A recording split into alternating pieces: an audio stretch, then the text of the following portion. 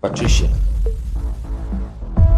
unakumbuka mara ya mwisho ulivyokuja ulidai kwamba una mimba, na kwa kuthibitisha hilo ulinionyesha kipimo ambacho tayari kilikuwa kimeshapimwa. Sasa umekiona hichi? Hichi ni sawa sawa na kile kipimo ambacho ulikuja nacho wewe. Bado sijakuelewa. Unamaanisha nini? Okay, utanielewa tu. Si bado upo? Sikiliza. Nenda pale toilet.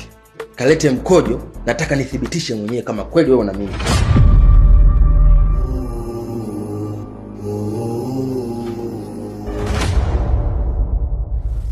Ina maana uniamini kiasi hicho?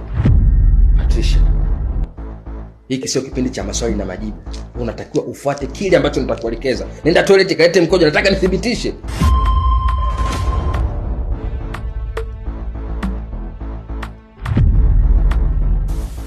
Kipi mpenzi? Mbona kama umepoteza imani juu yangu? Kuna nini kwani? Utaenda kuleta mkojo nipime ama utaendeleza maneno yako mengi?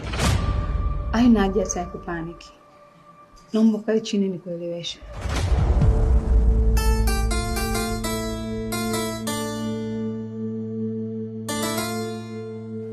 Kipi mpenzi? Sijui hata kwa nini umekuwa na mashaka na mimi. Ila kiukweli mimi sio mjamzito.